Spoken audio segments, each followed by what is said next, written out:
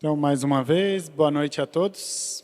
Sejam bem-vindos à audiência pública do licenciamento ambiental do empreendimento Terraplanagem Vipel. E a gente vai convidar à mesa quem vai poder fazer a parte do empreendedor e da consultoria para poder dar prosseguimento. E, na sequência, eu explico como é que vai funcionar a audiência. Então, eu chamo, representando a empresa, Hernani Vipel Júnior, para a mesa. E Charles Puff, da consultoria Ecovert. Beleza, já está ligado aí, né? Tá. Pode ser. Vocês podem diminuir já o som?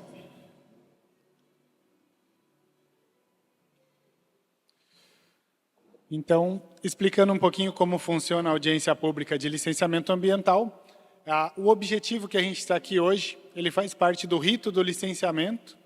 Aqui no Estado e nas demais unidades federativas do Brasil, o licenciamento, principalmente de grande porte, né, que é o caso hoje, ele é realizado em 3 fases: licença ambiental prévia, licença ambiental de instalação e licença ambiental de operação. Então, neste momento, a gente está em análise da licença ambiental prévia, que é a primeira etapa, cuja função é analisar a viabilidade como um todo, em linhas gerais, do empreendimento.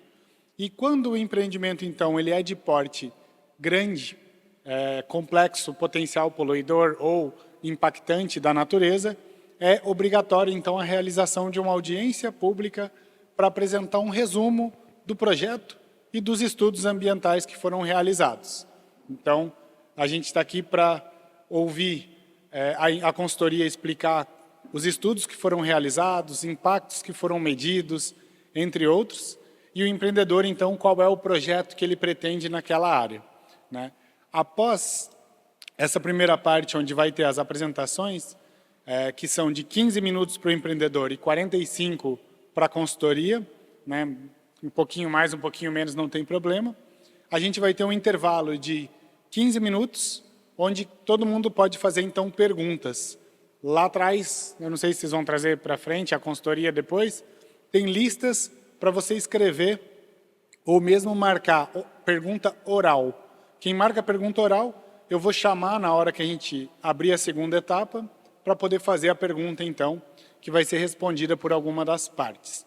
Então, uma coisa que é importante também é que todo mundo assine a presença, né? A lista de presença não é uma votação ou algo que você está de acordo com o empreendimento, apenas presença mesmo, de que há pessoas aqui assistindo essa apresentação e tentando entender um pouco mais, né, desse processo.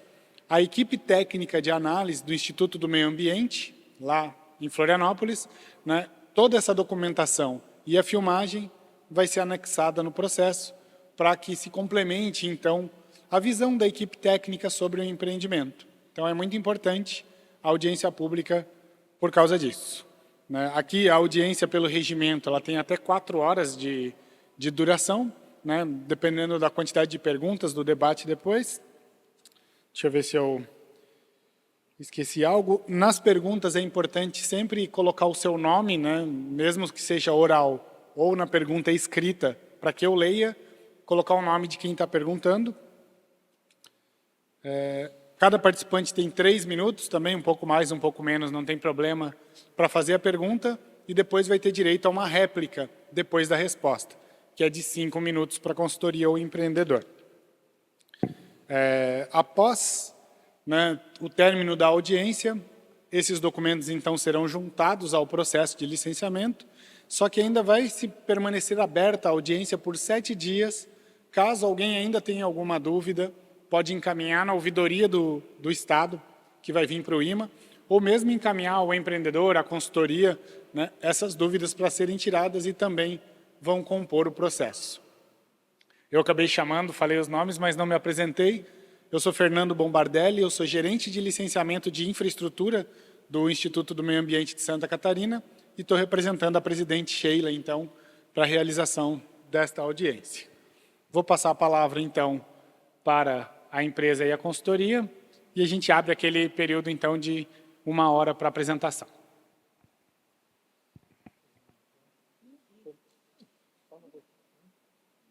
Bom, boa noite para vocês todos.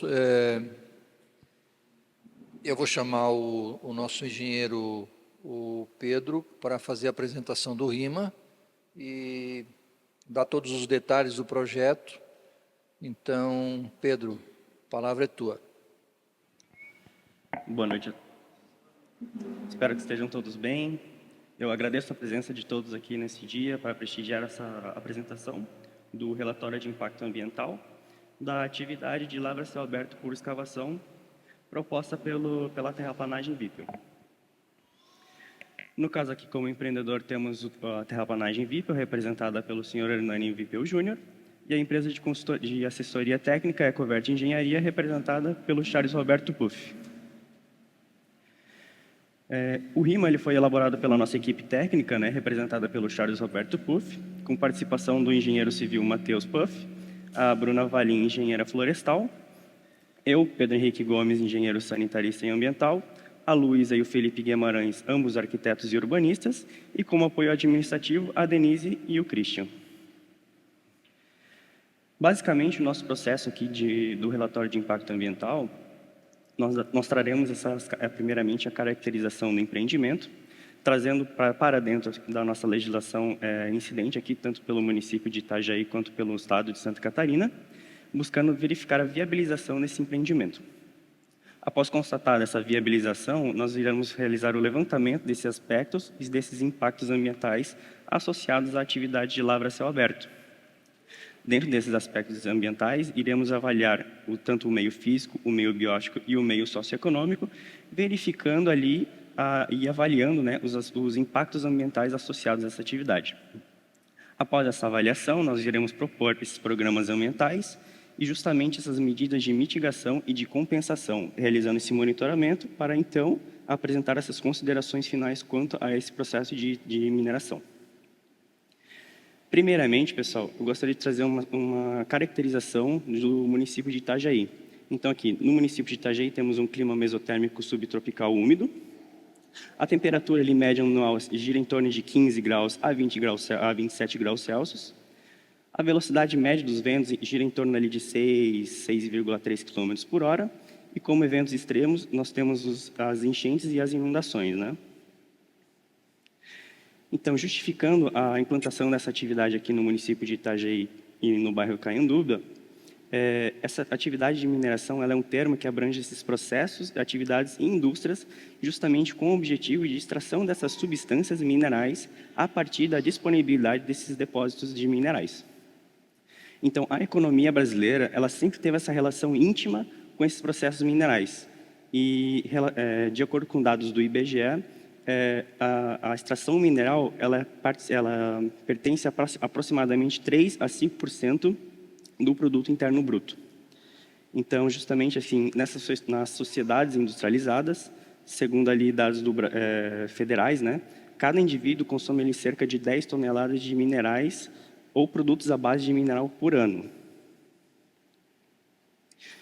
Trazendo para o nosso contexto, aqui o empreendimento em questão seria locado aqui no município de Itajaí, no bairro Caianduba, onde estamos, e justamente seria essa extração de saibro para essas atividades de terraplanagem.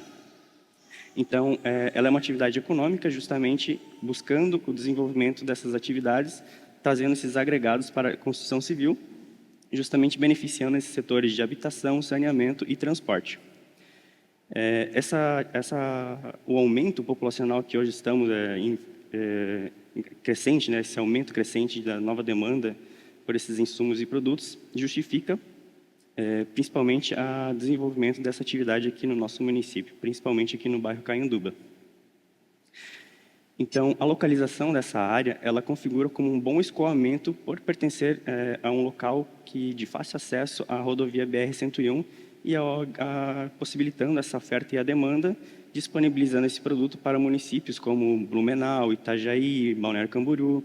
Então, ele acaba resultando num impacto reduzido a essas vias interurbanas e justamente ali pelo transporte de material utilizando esses veículos pesados. Então, justamente ali pela proximidade à BR-101, esses custos acabam sendo reduzidos, consequentemente, pelo volume reduzido de combustível utilizado nesses veículos. Então, aqui temos esse polígono que nós chamamos em vermelho, seria o polígono da Agência Nacional de Mineração. Aqui em verde temos a via de acesso que será utilizada e atualmente é utilizada para realizar a extração mineral nesses locais. Nesse polígono em amarelo representa as áreas onde serão mineradas. E vocês verificam aqui também, que eu vou dar prosseguimento após, que existem áreas que não serão mineradas. Aqui também a BR-101, né, a facilidade de acesso aqui, tanto o município aqui de Navegantes, Balneário Camboriú. Então, dentro do processo ali do estudo de impacto ambiental e consequente relatório de impacto ambiental, nós verificamos as alternativas locacionais para o desenvolvimento da atividade. Ou seja, verificamos a atividade em Comento, verificando outros locais onde ela pode ser desenvolvida dentro do município. Então, como atividade mineral, de extração mineral, ela é uma atividade específica, nós podemos utilizar as informações propostas por Freire. O que ele traz? Que a atividade de extração mineral, ela depende da disponibilidade de mineral dentro de um local específico. Ou seja, a alternativa locacional para esse tipo de atividade, ela acaba resultando numa rigidez locacional. O que acontece? É necessário um volume de estéreo e uma área específica. Um volume de minério em uma área específica. E, geralmente, esse volume de minério ocorre em uma determinada topografia. Então, a rigidez locacional para a atividade, proposta aqui pela terraplanagem Whipple, ela é necessária justamente ali pela... a alternativa locacional para essa área é extremamente limitada, justamente por essa disponibilidade de mineral no local. Então, aqui, nós verificamos as alternativas e levantamos esses aspectos socioambientais para minimizar esses impactos, verificando a disponibilidade de outras áreas para o desenvolvimento dessa atividade. Justamente ali, por exemplo, como a reserva lavrável, a quantidade de vegetação, o sistema viário, cursos da água no local, né, e a conformidade com as leis ambientais e com o uso do solo da região. Então, a proposta desse RIMA, ela está justamente integrada ao uso do solo na região. Como mencionei com vocês, já existe na região ali da área proposta uma atividade de mineração que já ocorre há mais de 10 anos. Então, isso acaba reduzindo o impacto associado à implantação dessa atividade em uma outra área que não foi tocada, onde não há um processo já em desenvolvimento, como essa atividade de extração mineral. Então, também justifica-se ali a proximidade da fonte de extração mineral com a BR-101, disponibilizando esses minérios, esses agregados, para esses outros municípios. Trazendo um pouco sobre a caracterização do empreendimento, nós temos ali que a atividade justamente é uma lavra a céu aberto para a extração de saibro. Este saibro ele vai ser destinado principalmente ali a disponibilidade para realizar as terraplanagens aqui, e desenvolvimento ambiental, social e econômico no município de Itajaí e em outros municípios da região do Vale do Itajaí. Foi estimado aqui que nessa área, no polígono da Agência Nacional de Mineração, corresponde a 33 hectares. Então, como eu comentei com vocês, existem áreas aqui que não serão mineradas. Realizando a supressão, a redução dessas áreas que não serão mineradas, resulta em uma área disponível para mineração de 18,43 hectares, correspondentes a esses polígonos em amarelo. Portanto, essas áreas em amarelo possuem uma disponibilidade mineral de aproximadamente 48 mil metros cúbicos. Então, é estimada ali uma vida útil de 10,5 anos, resultando em aproximadamente 4,4 milhões de metros cúbicos de saibro. Aqui é apresentado também a disponibilidade em cada área, onde a área 1 possui aproximadamente 3,4 hectares, com 546 mil metros cúbicos de minério disponível. Como vocês podem verificar aqui, já existe atividade de mineração na área 1, ou seja, ela será ampliada um pouco aqui. A área 2, que seria esta área aqui, ela possui aproximadamente 5,6 hectares, com uma disponibilidade mineral de 1,5 milhões de metros cúbicos.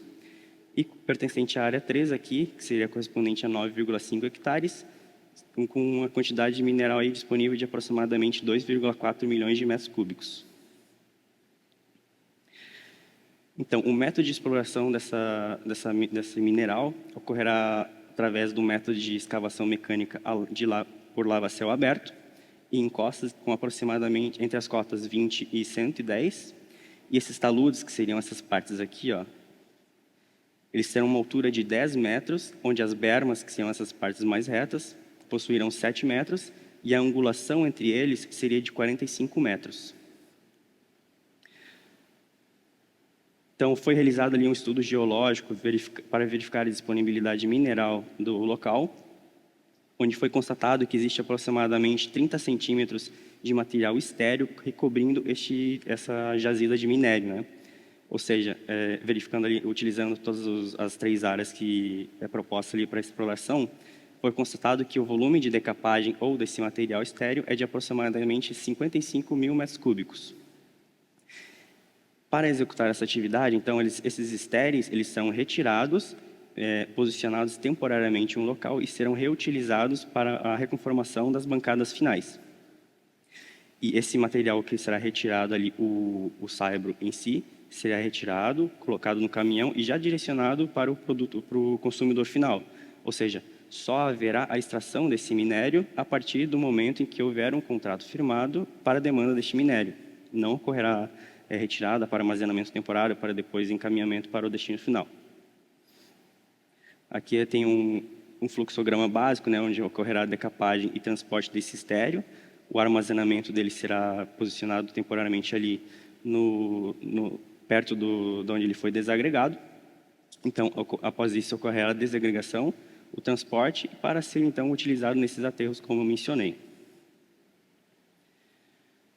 Como eu comentei com vocês, são 3 áreas propostas para realizar essa atividade, ou seja, a área 1 será primeiramente lavrada, né, como já ocorre na área, será ampliada, a área 2 em sequência e a área 3 por final. Como vocês podem verificar aqui, existem 2 áreas de preservação, que seria essa representação em verde, né? Através de um levantamento no local, foi verificado que esse curso d'água aqui, ele possui largura inferior a 10 metros, ou seja, com base na legislação específica ali das áreas de preservação permanente, informa-se que há necessidade de um recuo de 30 metros para esses tipos de rios, de corpos hídricos, no local. Então, a partir da calha do leito do rio, foi recuado 30 metros, onde a área de mineração não terá influência sobre a área de preservação.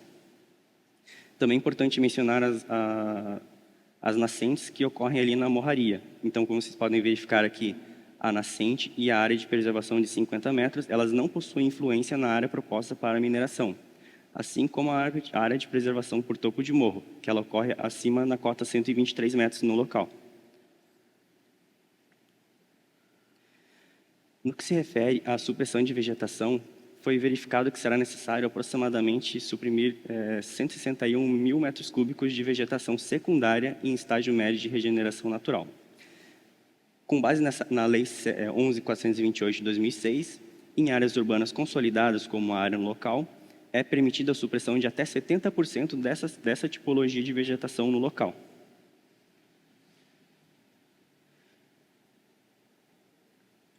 Então, através desse levantamento florestal, foram identificados indivíduos nativos, né, com diâmetro médio de 15 centímetros e altura média de 7 metros. E em diversos locais dentro da área de exploração para saibro, foi identificada a intensa presença de samambaias, que seria uma espécie invasora exótica. E o desenvolvimento dessa tipologia de espécie aqui resulta na abertura de clareiras e permitindo assim esse dossel aberto. Então, ela acaba impedindo o desenvolvimento de outras espécies, principalmente as espécies nativas do local. Como vocês podem verificar aqui, o desenvolvimento de espécies exóticas, né, a samambaia e o pinus aqui, associados a locais onde não há nenhum tipo de vegetação. E, novamente, aqui, o desenvolvimento de samambaias e um dossel bem aberto, a copa das árvores bem espaçadas entre si. Verificando mais a fundo ali através do levantamento florestal, foi identificada também espécies nativas, como jacatirão, o seca ligeiro e cupiúvas. Como vocês podem verificar aqui, o dossel ele já está um pouco mais fechado e não ocorre tanto desenvolvimento de samambaias em alguns locais, né? Também foi realizado o levantamento faunístico da área, onde ele foi realizado em 2 campanhas, contemplando principalmente a sazonalidade, né? Participando ali da transação entre outono, inverno, primavera e verão. Então, foram identificadas 38 espécies de aves, 2 espécies de mamíferos, 3 espécies de anfíbios e 3 espécies de répteis. É importante também salientar que não foram identificadas nenhumas espécies ameaçadas, tanto no âmbito federal, estadual e municipal. E a quantidade de espécies identificadas justifica-se pela proximidade, tanto à BR-101, ao uso do solo na região, a implantação, né, da atividade minerária no local. E temos aqui alguns indivíduos que foram identificados, como a perereca do banheiro e a gralha azul. Novamente aqui, outros indivíduos que foram identificados no local, como o anu preto, bico de lacre comum, anu branco e uma toca de tatu-galinha. Importante também frisar aqui a quantidade de aves em relação a outros tipos de outra tipologia de animais, né? Aqui novamente a gralha azul, justamente pela facilidade de identificação da ave e fauna, né? Então, para a etapa executiva ali, o carregamento do material é estimado ali que sejam necessárias escavadeiras, né, de com capacidade de 1.000 a 1.500 metros cúbicos por dia. Então, como foi informado anteriormente, a produção mensal necessária de minério é de aproximadamente 48.000 metros cúbicos. Entretanto, existe um fator de empolamento, que seria justamente a compactação desse material enquanto ele está no solo, que seria de 1,3. Então, fazendo ali a multiplicação, resultaria em uma quantidade mensal de minério de aproximadamente 62.000 metros cúbicos.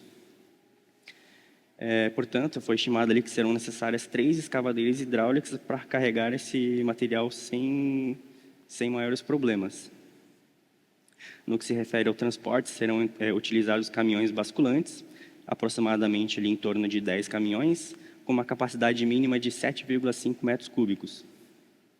É importante também frisar que esses carregamentos, esse transporte de material, ele somente ocorrerá em dias úteis e dentro dos horários comerciais, né, justamente evitando ali o transtorno à comunidade do entorno e aos danos ali, tanto em via pública quanto em residências. Quanto às demandas e gerações do empreendimento, a atividade de extração de saibro, ela não demanda o uso de água para executar essa atividade. Então, o uso de água será estritamente para a dessedentação dos funcionários. O mesmo ocorre pela energia elétrica. A atividade de exploração de extração de saibro, ela somente utilizará esses materiais à base de óleo diesel. Então, não haverá necessidade de abastecimento de energia elétrica. Quanto à geração de resíduos sólidos, eles serão armazenados em locais específicos, ali realizando a segregação, né, entre recicláveis e orgânicos, e serão encaminhados para a coleta pela municipalidade. Esses resíduos sólidos eles possuem características de resíduos urbanos, e por isso é possível o encaminhamento para a coleta municipal. Quanto aos efluentes líquidos, eles também serão de ordem sanitária, então poderão ser implementados esses banheiros químicos com base ali na NR18, né? Que a cada 10 funcionários, um banheiro químico, também é verificada a distância dos deslocamentos dos funcionários até o banheiro químico. E esses sanitários químicos, eles também deverão ser higienizados com uma certa periodicidade. E a higienização também somente ocorrerá utilizando essas empresas que possuem esse licenciamento e a capacidade de habilitação para realizá-lo. A drenagem pluvial, nesse tipo de processo, ela é de extrema importância, porque justamente a conformação desses taludes ocorrerá através desses mecanismos de controle contra o escoamento superficial. O que ocorre? A retirada desse material terroso será formada ali as bancadas de encosta, né? E deverão ser implementados certos mecanismos de controle. Aqui temos um exemplo do que deverá ser implementado, né, que seria uma escada hidráulica. Essa escada hidráulica aqui em concreto, A drenagem das bermas também é outro mecanismo de controle muito importante para evitar a desconformação do relevo, né, do talude. Esse aqui é um talude desconstruído, né, por falta do sistema de drenagem. E o que busca-se, por final, é um talude conformado e vegetado, principalmente associado às espécies nativas no local. Trazendo um pouco para o entorno do empreendimento, devido à existência aqui da BR-101, existe um tráfego intenso de veículos pesados na região. Existem sinais claros de expansão através de terraplanagem e de remoção de vegetação, onde vocês podem verificar essas áreas aqui. Também é verificado pouca existência do desenvolvimento residencial no local, tanto para unifamiliar quanto para multifamiliar. E então, existe a predominância de atividades comerciais na região. Essa imagem aqui a gente pode verificar com maior clareza, onde essa parte em rosa, ela apresenta essas áreas que já sofreram uma interferência antrópica, né? Seja pela atividade de terraplanagem, seja atividade pelo desenvolvimento de essências agrícolas, atividades comerciais. Aqui vocês podem verificar também essas formações florestais, né? Principalmente aqui, onde é prevista a implantação do empreendimento, e aqui a morraria pertencente ao Parque Natural da Ressacada, e também um pequeno desenvolvimento de silvicultura aqui na região sul da morraria. Verificando agora a compatibilidade com a vegetação, dando enfoque aqui na supressão de vegetação, como mencionei para vocês, serão suprimidos aproximadamente 161 mil metros cúbicos de vegetação no local, aonde, com base na Lei 11.428 de 2006, que rege a utilização e a proteção da vegetação nativa, é permitido a supressão de até 70% da vegetação desse estágio sucessional identificado no local. Portanto, essa supressão ali de 161 mil metros cúbicos corresponde a aproximadamente 16,5% da vegetação incidente na área. Portanto, ela permanece ali em conformidade com a legislação. No que se refere ali à área de preservação permanente, foi utilizada ali a Lei 12.651 de 2012, que rege sobre a proteção da vegetação nativa. Então, para os corpos hídricos ali levantados, ele configura-se o distanciamento de 30 metros da borda da calha do leito regular, ou seja, o recuo necessário à preservação desses corpos hídricos foi respeitado aqui, como vocês podem verificar. Portanto, ele permanece fora da área de intervenção para a execução da atividade. E também a nascente aqui e a APP de topo de morro também encontram-se fora. Ou seja, a implantação desse empreendimento e a operação dele permanecem em conformidade com a legislação 12.651, que rege sobre a proteção da vegetação nativa. Quanto às unidades de conservação do município de Itajaí, nós temos 7 unidades de conservação, né? E sendo que apenas uma possui a zona de amortecimento. Portanto, a unidade de conservação de maior proximidade à área do empreendimento corresponde ao Parque Nacional Municipal da Ressacada. Entretanto, esse parque ele não possui uma zona de amortecimento e a operação da atividade ela não resulta em impactos sobre o parque natural. Com base no plano diretor municipal instituído pela Lei Complementar 215 de 2012, foi verificado que a área de a atividade em comento, ela encontra-se sobre sobre a zona de proteção ambiental 1. E essa zona, ela engloba essas áreas localizadas acima da cota 20, a leste da rodovia BR-101. E na zona de proteção ambiental 1 são permissíveis essas atividades comerciais de serviços. Ou seja, essas atividades que trocam visando um lucro, o que equipara-se à atividade de mineração. É importante mencionar também que a Lei Complementar 215 ela foi revogada, dando espaço à nova lei do município, né, ao novo plano diretor do município. Entretanto, foi utilizada essa Lei Complementar 215 por conta que esse processo já ocorre há algum tempo dentro do órgão do IMA, né, antiga Fátima. Desde que ele foi protocolado ali, se eu não me engano, era Fátima, agora é IMA. Então, permanece o mesmo zoneamento utilizado anteriormente. Trazendo agora a avaliação dos impactos ambientais, irei apresentar aqui os impactos ambientais associados à implantação, à operação e à desativação desse empreendimento, apresentando também os programas ambientais realizando esse prognóstico e as medidas de monitoramento.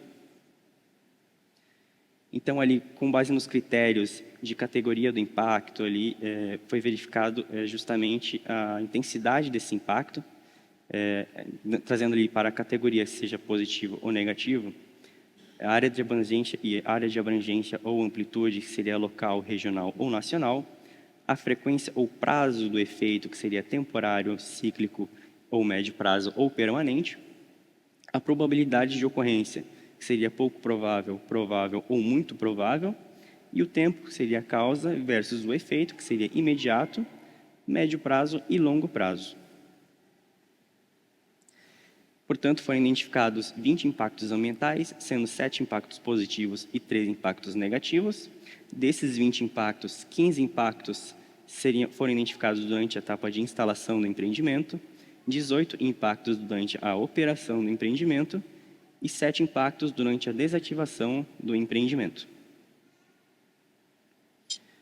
Para o meio físico, temos os impactos identificados como as alterações das feições naturais do relevo local, a degradação das propriedades físicas do solo e a recuperação dessas propriedades físicas do solo, a modificação da permeabilidade do solo com a alteração do regime de escoamento superficial, a modificação da qualidade dessas águas superficiais e subterrâneas, alteração dessa qualidade do ar local e alteração dos níveis de pressão sonora. Para o meio biótico, foram identificados, então, os impactos da redução da cobertura vegetal, o replantio dessa vegetação nativa, a perda dos habitats ali pela fauna, o afugentamento e a perturbação da fauna, o retorno da fauna e a recuperação desses habitats terrestres. Já para o meio socioeconômico, temos ali a alteração da paisagem, a geração de empregos, o aumento da arrecadação tributária, o atendimento à demanda dos bens minerais da região, a sobrecarga da estrutura viária, a geração de expectativas e incertezas quanto à implantação e operação da atividade e a perda potencial de bens de interesses históricos e culturais e arqueológicos. Portanto, com base naqueles critérios que eu mencionei anteriormente, foi realizado a valoração desses critérios, onde vocês podem verificar aqui que fraco seria até 0 a 25, moderada acima de 25 até 250, forte 250 até 2000 e acima de 2000 seria muito forte. Como vocês podem verificar aqui durante a instalação do empreendimento, os impactos que mais se sobrepuseram sobre os outros seria a alteração da paisagem e a redução da cobertura vegetal, ambos impactos negativos. Quanto aos impactos positivos durante a instalação, damos o destaque que é a geração dos empregos. Já para a operação da atividade, temos um número maior de impactos positivos. Quanto aos impactos negativos, o que se sobrepõe seria as alterações das feições naturais do relevo local. Quanto aos impactos positivos aqui, damos destaque ao atendimento da demanda dos bens minerais na região, a geração de empregos, recuperação dos habitats terrestres e o replantio da vegetação nativa. Já para a etapa de desativação, ela configura com maiores impactos positivos sobre os impactos negativos. Então, temos aqui a recuperação desses habitats terrestres, o retorno da fauna ao local, o replantio da vegetação nativa e a recuperação das propriedades físicas do solo. Entretanto, ainda haverá alguns impactos negativos, como a alteração da qualidade do ar e a geração de expectativas e incertezas quanto à desativação da atividade. Então, a partir da avaliação desses impactos que foi realizada, propusemos planos e programas ambientais, no caso do meio físico, foi proposto o programa de controle da erosão e de assoreamento, principalmente associado ao escoamento superficial e à aplicação dessas medidas de controle, o plano de monitoramento ambiental, o programa de monitoramento da qualidade da água superficial e da subterrânea, principalmente ali associado à existência desses corpos hídricos no local, O programa de monitoramento de pressão sonora, principalmente ali visando a boa convivência com a comunidade local, né? Permitindo que esses equipamentos que sejam utilizados estejam em conformidade, principalmente com a NBR que rege ali sobre a pressão sonora. O programa de monitoramento de emissões da qualidade do ar, principalmente ali associado aos dias que possuem uma pluviosidade reduzida, ou seja, o material extraído ali possui uma maior facilidade de virar um material particulado ali, e principalmente trazer esses incômodos à população local, tanto para a população quanto para as ruas, né, que acaba gerando aquelas sujidades e tudo mais. O programa de gestão dos efluentes sanitários, né, o programa de gestão também dos resíduos sólidos e o programa de manejo do solo. Já para o meio biótico, propusemos os programas de coleta de mudas de árvores nativas, sementes e plântulas, retiradas ali durante a supressão dessa vegetação. Esse programa é muito importante para justamente utilizar essas sementes nos bancos de plantas, né, bancos de sementes. O programa de recuperação e da revegetação das bancadas e das áreas alteradas, né, principalmente associado ali à etapa de desativação da lavra. E o plano de recuperação das áreas degradadas, também associado ali à recuperação da vegetação, todo esse retorno, né, da fauna e tudo mais ali durante a etapa de desativação da lavra. Já para o meio ali socioeconômico, temos o plano de gestão ambiental, que ele basicamente engloba todos os outros programas ali, então seria justamente como que vai ser gerida a questão ambiental dessa atividade. O programa de gestão de risco, visando principalmente ali reduzir os riscos associados à execução dessa atividade. O programa de saúde e segurança dos trabalhadores, e justamente visando a segurança desses trabalhadores, evitando possíveis acidentes e como deve ser realizada a prevenção desses acidentes, principalmente pelo uso dos equipamentos de proteção individual e equipamentos coletivos. O programa de educação ambiental, esse programa é justamente voltado aos funcionários, né? Então, como que esses funcionários irão gerir ali a questão dos efluentes, questão dos resíduos. O programa de proteção e salvaguarda do patrimônio histórico e arqueológico, principalmente ali, caso seja identificado algum tipo de bem arqueológico na área, então todas as etapas de extração mineral devem ser pausadas. E já verificada ali a questão junto ao Instituto, o IFAM, né, a questão da preservação dessa área, até verificar do que se trata, né. E o programa de controle ambiental para a fase de desativação. Então, pessoal, através dessas medidas de controle, com base nos impactos associados, relacionados a esses impactos ambientais, foi verificado que a implantação do empreendimento ela basicamente supre a necessidade de saibro da região. É importante também informar que existe uma carência desse material na região em áreas pouco desenvolvidas, porque a nossa região ela é pouco desenvolvida para esse tipo de atividade. Então, o fornecimento desse saibro nessa região, ela atesta a viabilidade para a implantação dessa atividade no local proposto, aqui na Morraria do Caianduba. Eu agradeço a atenção de todos e eu passo a palavra à banca.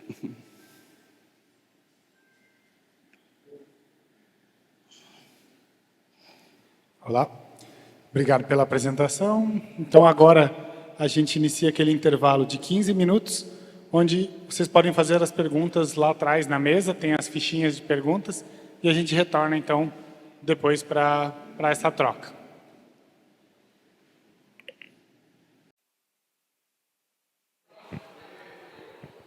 Vamos retornando, então, para a parte final da audiência pública do licenciamento ambiental. Eu vou chamar novamente à mesa o Charles e o Hernani.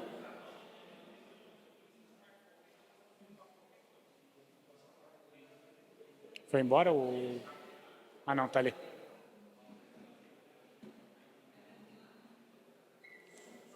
Sem problema.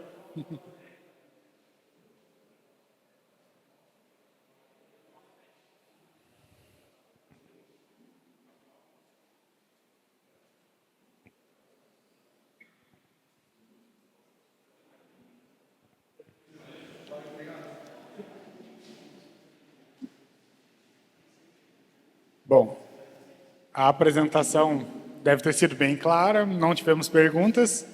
Então, antes de encerrar a audiência, eu vou passar a palavra para uns 5 minutos finais para vocês falarem um pouquinho, né? Não avisei antes. Você tem 10 segundos para pensar, não? Para a gente encerrar depois, então, só as considerações finais. Boa noite a todos. Fui pego de surpresa, não me preparei para falar nada, mas acho que deu para entender ali, né, qual é a ideia, o que a gente vai fazer de licenciamento ambiental, o porquê que a gente vai tirar esse material, que é para comercializar o saibro para aterro. Itajaí é uma cidade que precisa de muito saibro para fazer os aterros, principalmente para essa parte de container, galpão, parte de logística e tal. E fico à disposição. Todo mundo que precisar de alguma coisa, alguma dúvida, estamos à disposição. Obrigado por todos. Quero agradecer a presença de todos aqui, agradecer o nosso engenheiro ambiental, Pedro Henrique, pela apresentação, muito bem colocado, e dizer que é uma satisfação a Ecovert estar aqui hoje para ter esse relato com relação a essa questão ambiental, e ficamos à disposição aí de alguma pergunta, se bem que não teve pergunta nenhuma, né, Fernando? Então é que não teve dúvidas. E, enfim, deixo para o Fernando finalizar essa audiência e que eles tenham um bom retorno para Florianópolis, que corra tudo bem. Muito obrigado. Última chance, alguém quer fazer uma pergunta, levantar a mão e falar? Pode pegar o microfone? É só isso? Opa, peraí, está chegando a... Uma pergunta. Pode fazer. Por exemplo, eu tenho um terreno, certo? Tenho um terreno e eu preciso tirar o aterro. Aí tal terraplanagem tem a requerimento, certo? Aí o tal fulano não tira o barro, porque não tem lugar para colocar. Aí o dono do terreno, eu não posso usar o terreno porque ele tem um requerimento. Eu não posso doar o barro para outra pessoa tirar para fazer a favorito? Como é que fica essa situação? Para você poder fazer a doação, ela é uma figura apenas quando é para ente público. Por exemplo, a prefeitura vai usar para colocar na rua, porque doar para um privado configura o comércio, né, mesmo que sem valor, entre entes privados. E aí a Agência Nacional de Mineração, né, que veta esse tipo de doação para privado. Então, ela fica, na verdade, porque o bem material que está embaixo do solo é da União. E ele tem, então, um título minerário fornecido para alguém para poder fazer, então, essa extração e comercialização. Então, não, positivo. Então, quem tem terreno no morro tem que dar de graça para o governo, porque não pode usar. Porque tu doa barro para a prefeitura, porque tem aqui muito que quer doar para a prefeitura não tem lugar para colocar. Aí quem tem um terreno no morro, paga IPTU, não vale mais nada. Mantendo dentro do próprio terreno, você não está retirando, né? Seria a única solução que eu vejo. Existe lei para entrar para doação, sem ser, por exemplo, o cara tem lá que quer fazer um aterro, o dono do terreno doa, faz um documento doando o material. Se é para privado, não é uma questão ambiental, né? É uma questão da Agência Nacional de Mineração, que não tem essa possibilidade de você doar para um ente privado, para uma pessoa ou para um comércio. O máximo que pode acontecer é durante uma obra, sobrou o material, eu posso doar para a prefeitura. Mas aí é o que eu sei. Muito bem. E Obrigado. extrapola. Imagina. Valeu. Então, mais uma vez, ficam 7 dias ainda aberta a audiência pública para qualquer dúvida sobre o empreendimento em si. Pode ser encaminhada via ouvidoria do Estado para o IMA. É só citar, fui na audiência pública da terraplanagem UIPA desse empreendimento. E isso vai cair na equipe técnica e vai ser remetido à consultoria e ao empreendedor. Então, temos esses 7 dias ainda abertos. Os documentos serão juntados no processo, que vai avançar para a próxima fase, que é o parecer, ou mesmo alguma complementação dentro do licenciamento ambiental. Eu agradeço também a presença de todos e desejo que voltem bem às suas casas. Está encerrada a audiência pública por hoje. Obrigado.